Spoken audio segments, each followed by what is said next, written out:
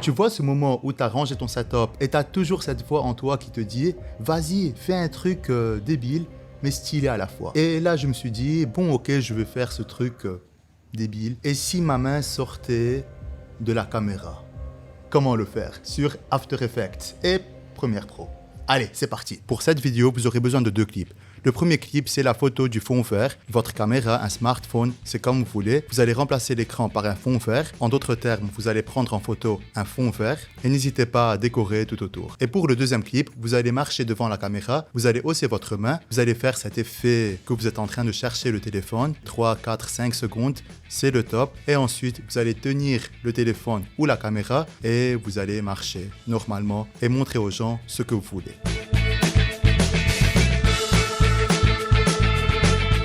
Je vais tout d'abord importer les fichiers. Ici, la vidéo et la photo avec un fond vert, la caméra avec un fond vert. By the way, c'est moi qui l'ai prise. Et vous pouvez me la voler si vous voulez. Elle est libre de droit, de moi, de ma part. Allez, mais abonnez-vous avant tout. Allez.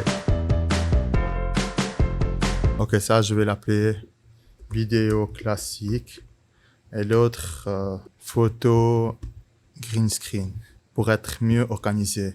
Je vais dupliquer la vidéo, CTRL D. Et là, pour le green screen, l'écran vert, effet, keying, keylight, sur bien sûr la photo. Et là, je clique sur le pinceau, j'appuie dessus. Ah, là, ça commence à apparaître. Pour être encore plus précis, je vais faire attention à bien laver le fond vert. Je clique sur Final Results, Screen Matte, Clip Black et Clip White.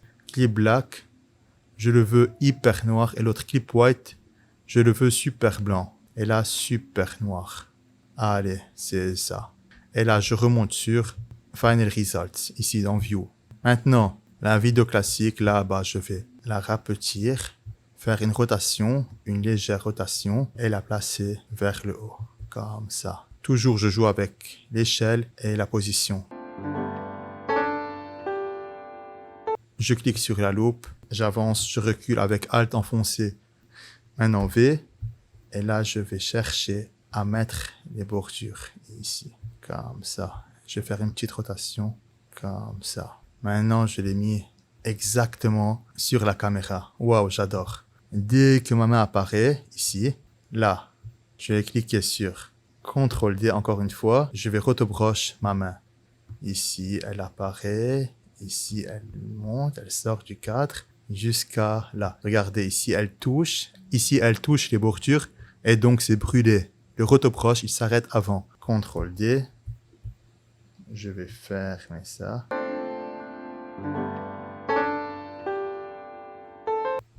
Là, je vais faire un zoom, un petit zoom.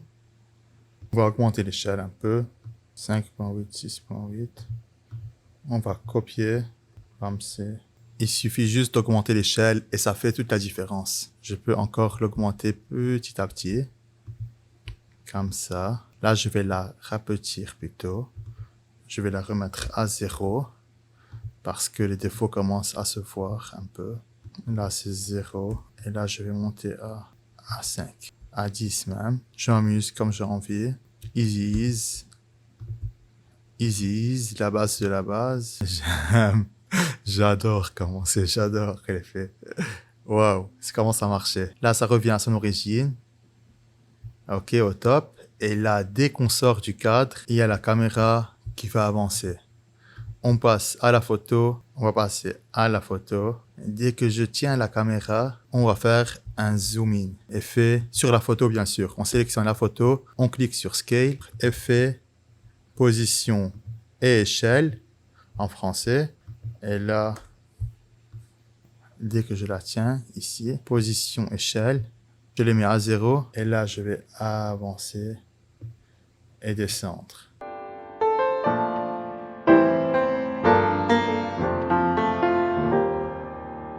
Wow, ça prend trop de temps. Et je zoome encore. Et je descends. Maintenant que tout est noir, au top, mon image est super petite. Je vais faire un CTRL D de base. Je vais la couper ici, surtout le scale et la position. Ils sont cliqués. L'échelle, la position et la rotation aussi. Ils sont tous cliqués. Je vais les mettre à ce niveau. Et là, je fais un reset complet. Reset.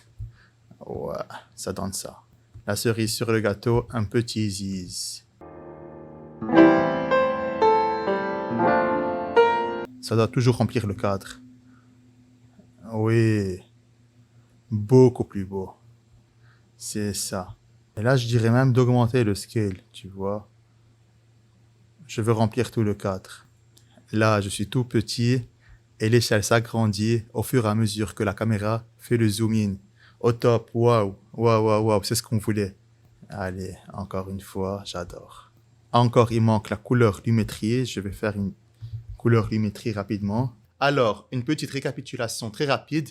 En première piste, on a la vidéo classique. En deuxième, on a la photo avec le green screen. En gros, c'est soit un téléphone, soit la caméra avec le green screen. C'est une photo.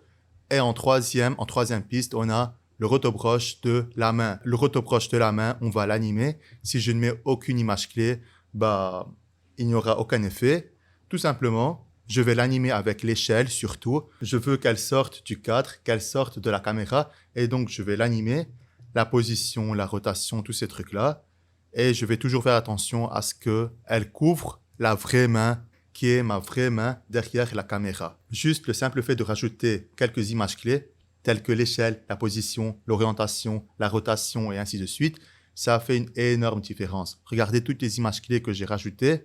Ensuite, la photo du green screen, regardez. Dès que l'animation elle se termine, la main re-rentre dedans la frame. Là, je vais faire un zoom in. Et donc, la photo, elle va faire un zoom in pour arriver à l'image finale qui est la vidéo classique. Attention, on rajoute toujours ça, un motion blur, un flou de mouvement. Et pour la vidéo classique aussi, elle va faire un zoom in avant la photo. Regardez, la photo, le zoom in, il est de là à là, alors que la vidéo classique, qui est ça en gros, elle va s'agrandir avant le temps. Comme ça, vous voyez?